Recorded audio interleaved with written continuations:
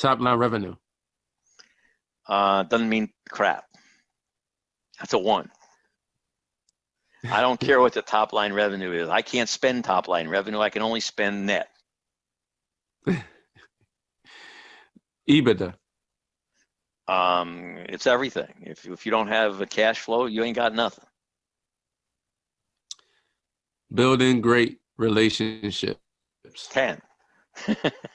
If you build great relationships, you can have anything you want, because if somebody's got what you need and they'll give it to you, you just give them what they want, and that comes out of a good relationship with those people. That's the basis under which all that happens. Let me just stop you for 1 second there, and then you can go on with the questions. There was a time, and I was young, so you'll forgive me, when I thought life was all about stuff. Okay, in other words, you had a lot of stuff, so that made you important. Okay, you had things that made you important. You had control of assets that made you important. And the thing I put the least amount of value on was relationships. Who cared? So you got a good relationship. What's that going to do for you? And I'm 180 degrees from that today. And it took me the first maybe 6 or 7 years of my business life to fully implement that transition, until you started to realize that everything that has any value at all is in a relationship with a person. Your happiness in life is because of your relationships with people. If you have good relationships with your mom, your dad, your kids, your spouse, and those relationships are sound and they're good and they're positive and they're giving, you're going to be a damn happy person. And you take and remove that, you're going to be an unhappy person. I don't care how rich you are. And you learn that after a while. Doesn't matter. Relationships are everything. When they put you in the box at the end of your life, the only people standing around your grave are the people you had a good relationship with. All the stuff you had is somewhere else. And it's worthless. It means nothing. What did you leave behind? Who's better off? Who cares about you? Who cared about you when you were alive? Who cares about you now that you're gone? Who's going to miss you? Why are they going to miss you? Those are the important things in life. Mm. Health. Health, 10. You ain't doing crap if you aren't healthy. And if you do the crap, you don't enjoy it if you're not healthy. Family. 10. Okay, because if you don't have their support, if you're not taking the time to educate them what you're doing, why you're doing it, getting their buy-in to supporting what you're doing, your life's going to be miserable. Okay, on the other hand, if they're behind you, if they're backing you, they understand you, they love you, they care about you getting the results you're looking for in life, you got a support system that'll give you the tenacity to succeed. If you don't have that solid family behind you and you're constantly on the edge and you're constantly insecure, you're not going to have the courage to go out and do what you need to do. Your family is the cornerstone of your courage in life to go out and do great things. And if they're not behind you, you got a real problem. So taking the time to make sure your family's behind you is important. Now, you could argue, well, look, my goals are this, and I'm going to achieve that, and my family's not behind me. They don't understand me. Well, you got to make a decision. Maybe you don't have the right family. That's possible for you. Mm-hmm. But you can't go through your life and not have a strong family. Okay? So you somewhere along the line, if you're married to the wrong person, well, maybe it's time to change. I'm not saying you're stuck with one family forever. I'm just saying if you don't have the right family behind you, you're in trouble. Wow. Wealth.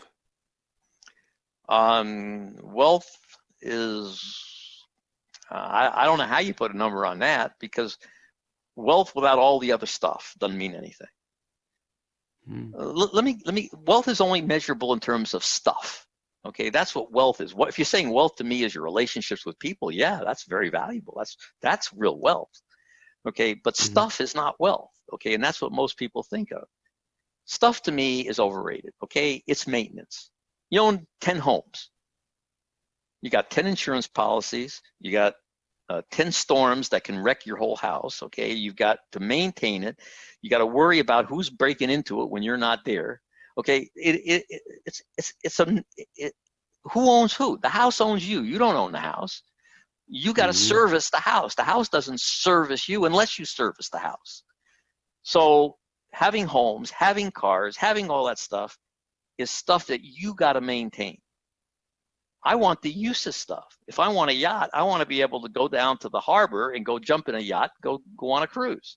I don't want to own the yacht. I don't want to have to make sure there's a crew on the yacht. I don't want to have to insure the yacht. I don't have to worry if there's a storm coming in, what's going to happen to my yacht. Okay, I just want to know that when I want to go for a cruise in the Caribbean, there's a yacht there for me to go on a cruise on. Okay, so owning the stuff is not important to me. It's the idea that whatever I want to do in life, I have the resources to do it, but to own the stuff is irrelevant. Integrity. 100% 10. Because if you don't have it, you can't expect it from anybody else. And if you don't get it from anybody else, you're not going anywhere. Wow. Marriage. Critical. Right marriage will take you to the moon. Wrong marriage will take you to hell and back. Okay. No, it's really important. I mean, if you don't have a good partner in life, you got a problem. It's a 10. You got the right partner. Again, that's your support system. That's your courage. That's your again, I told my wife, as long as we had each other, I was fearless, because I could lose it all tomorrow. Okay, right. I don't care if I got my family and we're together and we're stuck like glue. Then I've got everything I need, no matter, because the government's not going to let me starve. Okay, there's no way you can starve in America. It's not even possible anymore. You got to work at starving in America.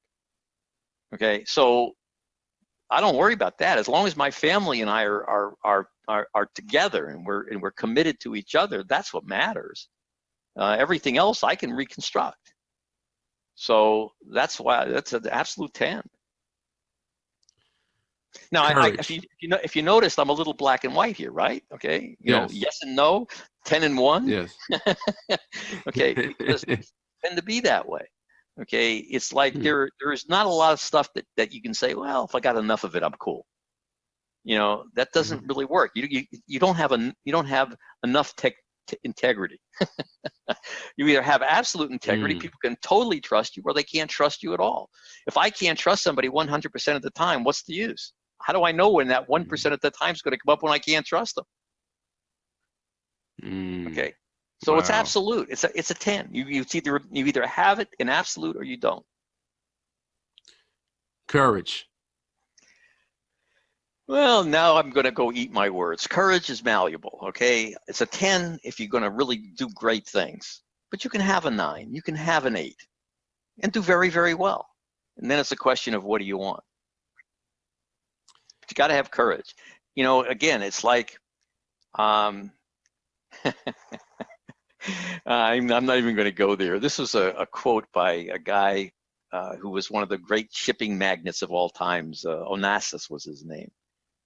And he has some great quotes. The guy was really crude, and he would say things that I will not say.